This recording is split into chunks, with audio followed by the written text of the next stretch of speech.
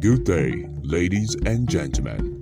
Welcome to African Brand Academy Podcast, your top number one African podcast on brand development and digital transformation, giving you insight and effective strategies to grow, scale, and promote your brand. Here are your hosts, Sharon Alfred and Ejiro Akbobome. Hey guys, good day and welcome to the African Brand Academy podcast. My name is Sharon Alfred and it's a pleasure to be your host today. Today I'm talking about positioning your brand the right way. In our previous episode, we gave a little insight on what brand positioning is and what it entails. If you haven't listened to that, I think you need to go back and just get a review of what it is and check it out. But today we'll be focusing on how to position your brand the right way as a branding company, as a developer, as a startup, as an entrepreneur, or as a personal brand. And let's dive in. I hope you have your pen and your papers together because it's going to be a lot of writing to do. There's going to be a lot of structuring to do. So grab your pen, grab your papers, and let's dive in. For those who don't know what brand positioning is how you distinguish yourself to your audience from your competitors. How you want your audience to see you in the market, for you to stand out in the market. Your differentiation, that is your brand positioning. That's you positioning your brand. And positioning happens in the mind of your audience. You can write your brand positioning statement, do your positioning strategy and whatever, but it's about how your audience perceive you in the marketplace. If your positioning strategy is not aligned with their perception, then you have failed in brand positioning. I'm sorry, because positioning happens in the mind of your audience, and how your brand is positioned is determined by your audience perception. Let me break it down like this. For example, as a personal brand, if I say I'm a corporate person, I am this, I'm kind, I'm this, I'm that, I'm that, but the world doesn't see me that way, then I haven't positioned myself well, because everybody has their own opinion about something, right? So when you think about, say, Apple, and what they have done is that if I tell you Apple is this kind of minimalist brand and they're simple and effective, stylish and everything, you are going to agree with me if you use Apple or if you know Apple well, because they have succeeded in making sure that you see them the way they want you to see them. So it's not only about writing it down, but it's about making strategies and implementing the strategies to make sure that the perception of your brand and your brand positioning, there's an alignment in the middle. Because I see brands writing the whole position strategy, the whole slogan and stuff, but their customer experience is whack and everything, and then their customers don't see them that way. If you want your customers to see you as this cheap alternative, then your prices actually have to be one of the lowest in the marketplace.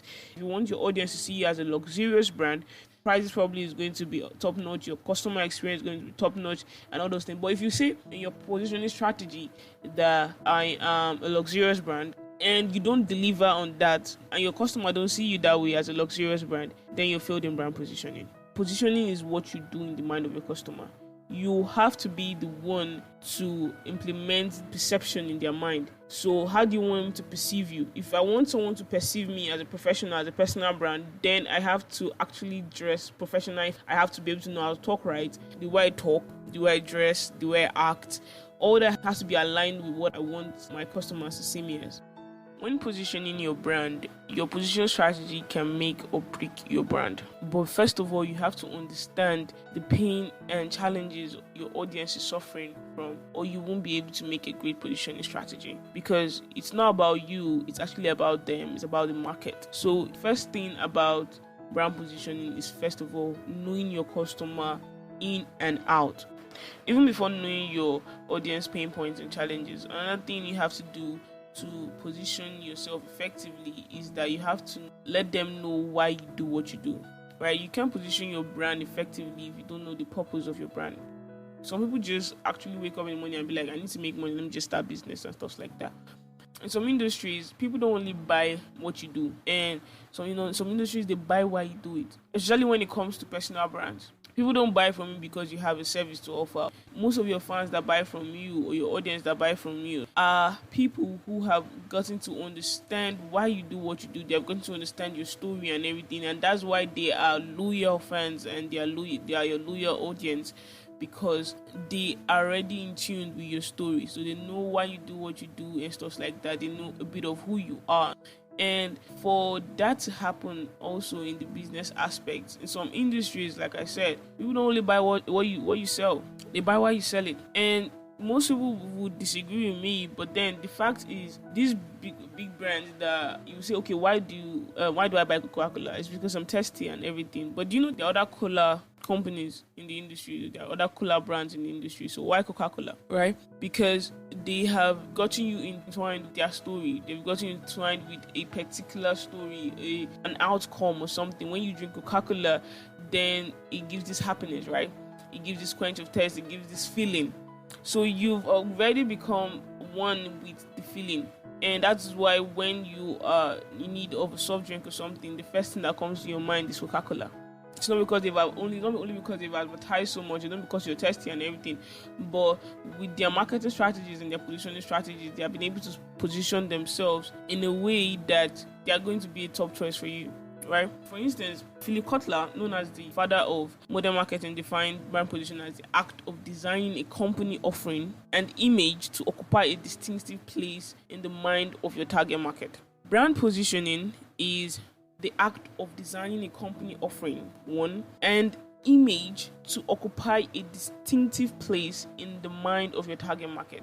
For the offering there being what you do differently. What new thing are you offering to the market? You're entering the marketplace newly, and what are you bringing? Are you just another cola brand? What do you bring to the market? What is a distinctive thing? And then the image is the way you communicate that offering to the market, right? Image of you is how you communicate with your audience, what you say to your audience. That is the image. So you design the offering, your service, and what you do differently. And the next thing is, how do I want to be perceived? And that's where the perception comes in brand positioning. How do I communicate that perception to the marketplace? Brand positioning is about purpose, communication, and simplicity. It has to be simple. What is the purpose of my brand? What do I do differently? Who are my audience? How can I communicate the purpose to this audience so that I'm top of their mind when it comes to decision making? That's just what brand positioning is about. You don't have to be revolutionary or transformational to position your brand in the marketplace when you're coming in. You can do it if you want. I mean, Apple and Tesla and Amazon all did, but you don't have to be distinctive. You don't have to okay, I want to revolutionize my industry. Like, I want to be the groundbreaking this thing. No, there are other ways you can position your brand. We'll talk about that in a bit. You see, your position strategy can be in price. It can be in your benefits. If you don't remember anything from this podcast, remember these three things: what you do, who you do it for, the way you do it. Those are the three things that positioning is about. How effectively you position your brand depends on how different the answers to these questions are when compared to your customers. And you might feel like, why do I need to do all this? Why do I need to position my brand? See, it helps you proactively choose and target your market. It helps you to promote a sustainable competitive advantage, because your brand is not for everybody. Please don't make that mistake when building your brand. Your brand is not for everybody. Your brand is supposed to target a particular kind of people. You have to proactively choose your target audience, because these are the people you're going to be talking to.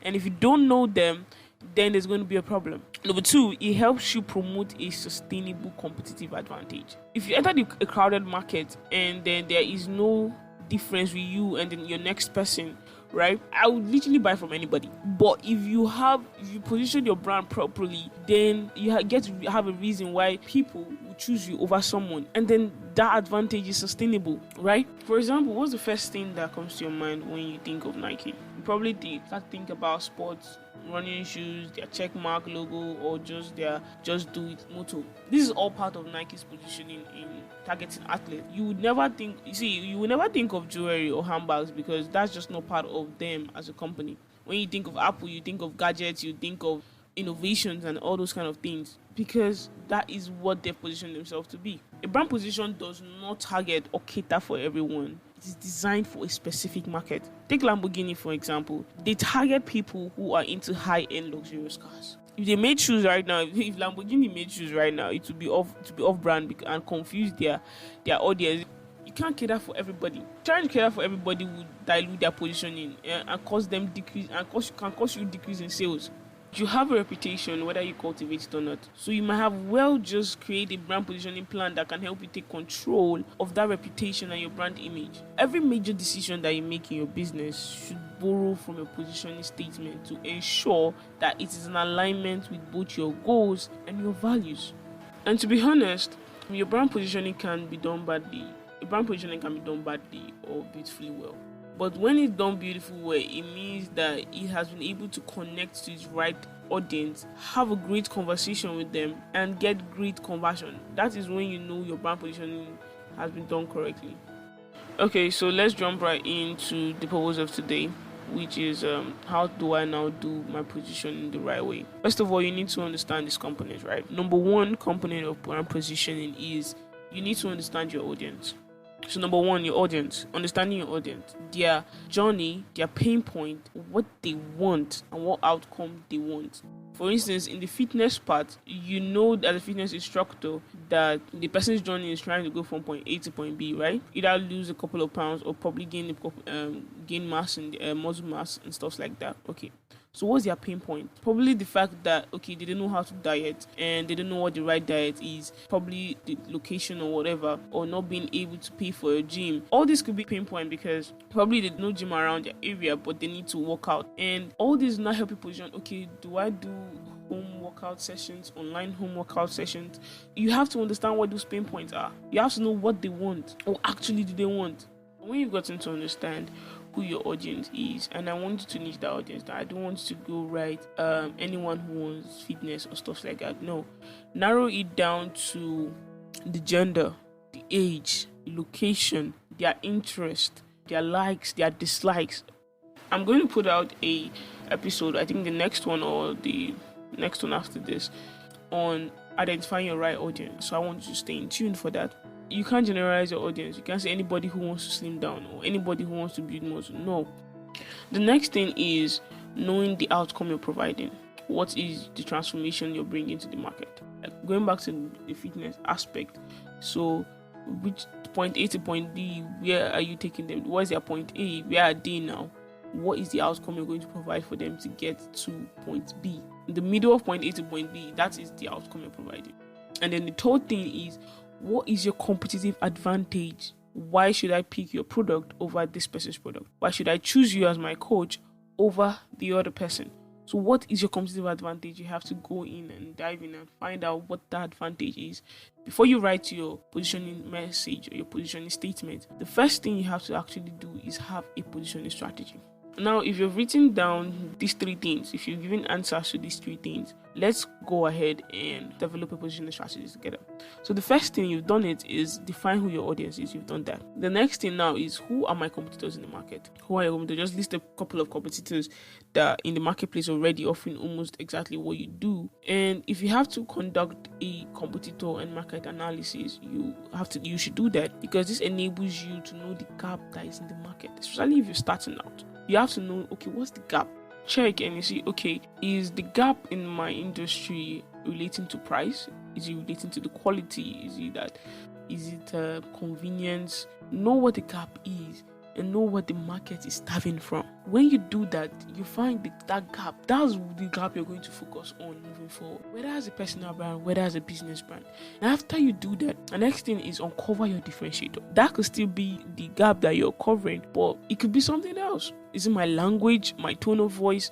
Is it the ease of working with me? Is it my customer experience? What is that differentiator? Why should I leave where I am and start patronizing you? So you uncover that differentiator. Now move on to writing the position statement. Then you write your communication framework. How am I going to talk to my audience? What's their slang? Which slang am I using? Because when you know, okay, for instance, if your audience are 19 to 23 year olds, you know that there's a slang already on ground. In fact, there's one slang when it comes to if your audience lives in a particular place. If your audience lives in a particular place, they have their own slang too. So which slang am I going to use? What are the major keywords? How do I communicate my message to these people? Because that is your differentiator. That's what Carrywise did that even made their customer on Twitter talk to them as if they are their friend. Talk to you as a friend, like your saving buddy. Carrywise is a saving platform and investment platform. So they were able to position themselves in a way that they felt that audience, people that save more, for instance, and use a mobile phone to save, will be from a particular age range. And then their communication with these people was different than most Nigerian brands I've ever used in history. So when people talk like that, they'll be like, see, tell Ore from, tell John from Carry Wise to leave me alone because of the way the emails came in, like the copy that was in the email. The last thing for you to do is design your brand experience. How do I want my customers or my audience to feel after they've used my brand? How do I want them to feel during their buying journey and figuring me out? So what experience do I want to give these people when they come into the office, my office, or when they come into my shop, when they have deals with me, when they meet me in person? How do I want them to feel? What transformation do I want them to feel after they just seen me and gone? That is your brand experience. So someone can have good products and great services, and at the end of the day, their brand experience is whack. If your brand experience is whack at the end of every customer buyer journey, right? Do you feel that this customer is going to patronize you again? And some people feel because okay, I am the only spa place in my area, therefore I can treat my customers any way I want to. So the idea now is that you have to be able to design this customer experience. Do I want them to feel relaxed after they're gone? Do I want them to feel motivated after they met me? Do I want them to feel transformed after they met me? How do I want that customer experience to be? Do I want them to be in touch with luxury after they've come in touch with my brand? So these are the things that makes up your brand positioning strategy. Number one, defining your audience. Number two, identifying your competitor who's already in the market. Number three, knowing the gap in your market. And I said you probably have to conduct a competitor and market analysis for that. Number four, uncover your differentiator, your differentiation, what makes you different. Number five, write your positioning statement. We're gonna do that next. And number six, write a communication framework. How do I want to communicate with these people? And number seven, design your brand experience. Once you've done this, your brand positioning strategy is complete. It's complete. Now you can move to the next thing on the brand development cycle. Now, when it comes to brand positioning strategy, there are different strategy approach that you can use. So the next thing I'm going to talk about is your strategy approach, right? There are different ways you can develop your strategy or your differentiation and stuff like that. Number one, highlight what you do differently and why you do it differently. Now we want to get a strategy approach for this, right? Highlight what you do differently and why you do it differently. So one of the strategy approach you could use is hyper specialization, which is focusing on a very specific problem and fixing it in a very unique way. And all your brand communication strategy should go around that. Number one approach you can use when building your strategy is hyper specialization. So you want your brand to be able to solve only one particular problem. Probably the only problem you're going to be able to give your brand is how to get from point A to point B. And you only specialize on that. You don't confuse your brand or whatever. You don't confuse your audience or whatever. You only specialize on that one thing. The second strategy approach you could use is a leadership based positioning. That is positioning yourself as the best, as being the best in the industry. Position yourself as a leader. At this point, any other person that is coming is they are using me as a case study. So it's a ladder you have to walk up to, especially if you're starting out. But you know that is where you're going. You're trying to position yourself as a leader in that industry. That is a different thing. That's a different strategy approach. And the next strategy approach will be a price based approach. So if I'm entering the market, for instance, and my strategy is that my price will be cheaper. But if you say your price is going to be the cheapest in the industry, then you're going to make sure that you do everything you can to make that happen. The next one is quality based approach. Whether as a product, whether as a personal brand, whether as a business. Now you can't use price based approach and quality based approach because the higher the quality, probably the higher the price because of the quality. The next approach being value based approach. This brings quality and value and price together. It brings these two approaches together. Nike and Asics are two different athletic brands that have shoes and other things. So for instance, Nike has positioned themselves as leader in the industry, and then their quality is a 10 over 10, right? Now they didn't drop the price and say, okay, because my quality is a 10 over 10, but I want to make it available to everybody, then I'm going to drop my price down to probably 2 over 10. No, the quality is 10 over 10. Apparently, their price is 10 over 10 because you want quality, right? We're going to give you quality and you have to know you're going to pay for it. Now, someone else can come with the approach that I want my quality to be 9 over 10, but I want the price to be 5 over 10 because I want people to access this quality thing. Or I want my quality to be 5/10 and the price to be 5/10. So definitely I'm getting actually the price of the quality I'm buying. They're on the same level. So that's where value-based approach is like, what value are you bringing in? How are you going to mix quality and price together? That's value-based approach. The next one is benefit-based approach. This is mostly effective in product positioning, right? What are the benefits of your product? Maybe you added a couple of benefits to what's already in the market and you added more features or something. So this is mostly in product positioning, but looking at it now, it can also be in personal brand. What more do you have to offer? The average coach session is about so so so and so, and these are the features that come with it. What benefit more can I offer?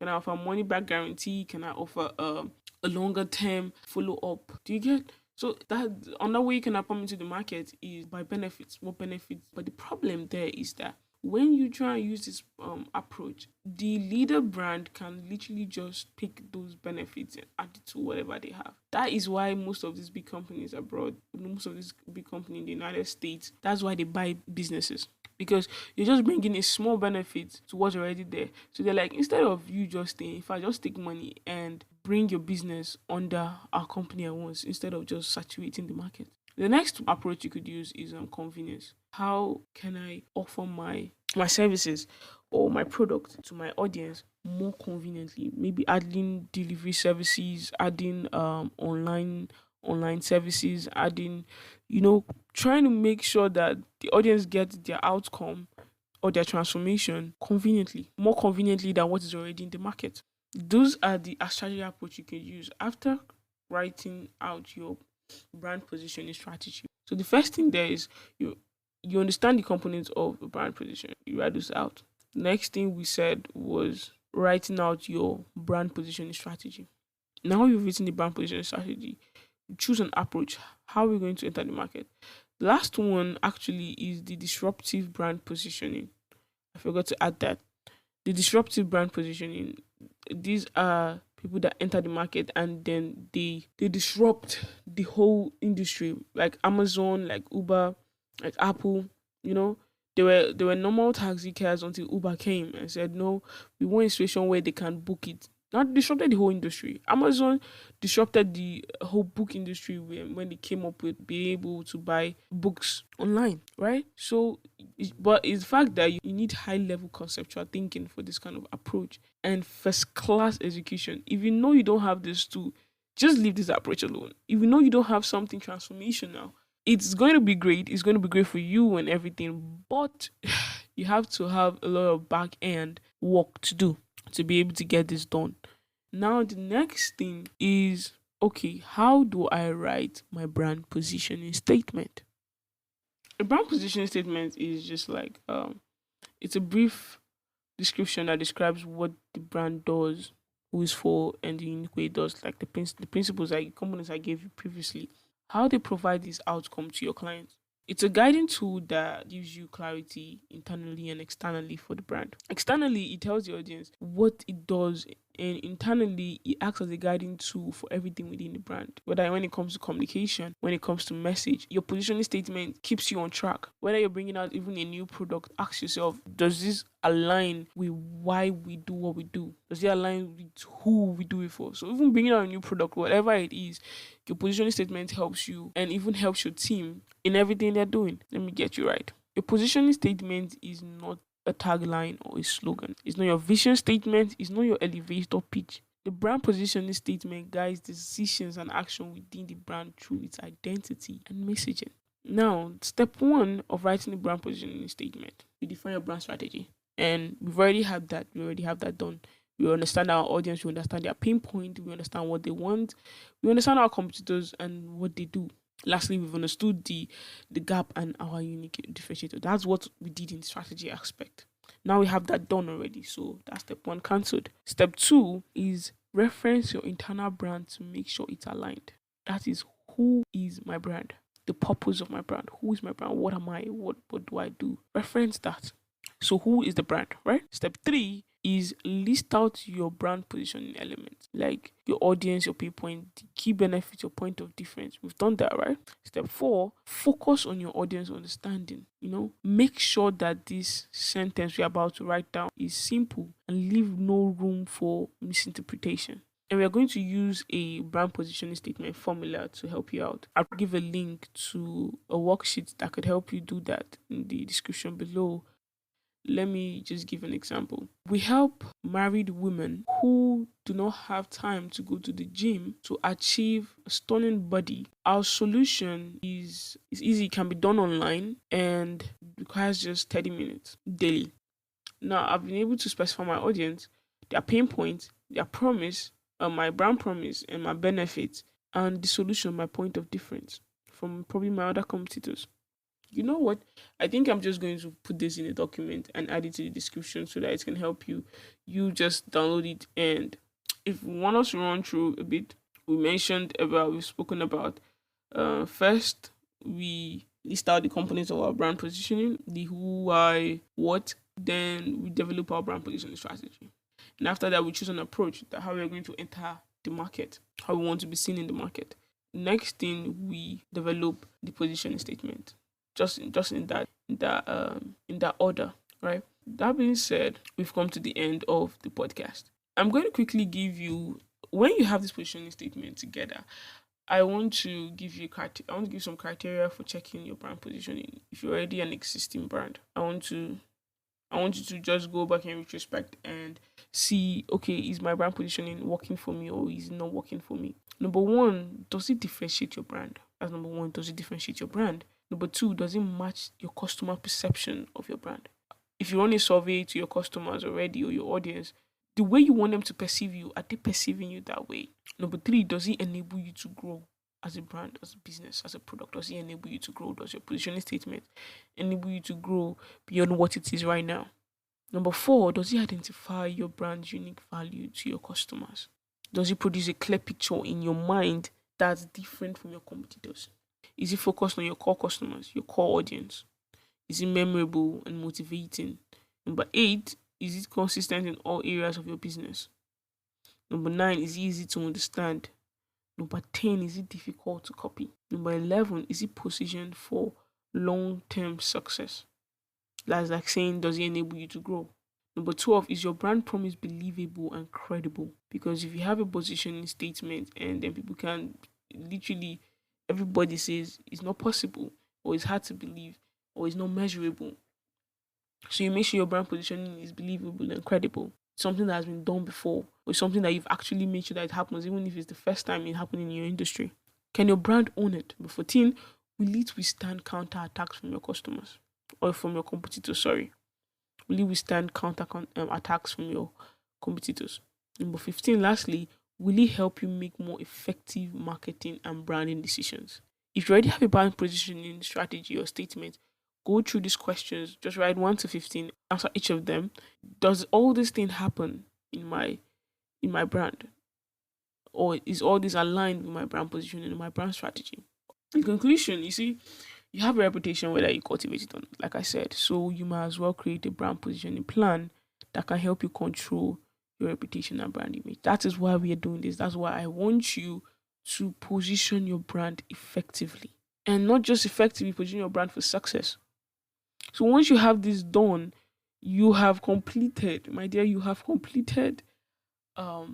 been able to draw your brand positioning strategy. In fact, you've also been able to write your brand positioning statement. So all of you who listen to the end, congrats to you guys. Like, especially if you're starting out, congrats to you. You've been able to do 3 things and been able to discover more about why you are starting what you're starting and why you want to position yourself for success. Right? So I'll add some resources to the description below. I think you should go over there. Check it. Check whatever applies to you, whatever is needed. And next week, we'll be talking about differentiating main brands or sub-brands. Growing as a business, you have to understand the difference between these two terms, the main brand and sub-brands. So that's what we'll be talking about next week. And upper week, we'll be talking about how to identify your right target market. So have a great week ahead and God bless you. And I'll see you again next week. Subscribe if you haven't subscribed. Follow if you haven't followed. You can show some love. We want to get to feel your 2 cents. So just drop a review, subscribe to our channel, and stay tuned. Join the conversation, join our social media channels. All of them are linked in the podcast description. So join the communities. In our community, we talk every day. So even if We come here and talk once in a week. In our community, we talk every day. And if you're into Clubhouse, we would love to have you there. Okay, so I'm thinking of adding a new segment to the show, which is Ask Sharon. So if you have a question pertaining to branding or business development, you can email us at africanbrandacademy@gmail.com or message us on any of the social media platforms or our social media communities, and I will be able to answer you on the next episode. It could be your question, and even if I'm not able to answer you here directly, I'd make sure to answer you in the communities. And this is Sharon Alfred saying ciao. Take care.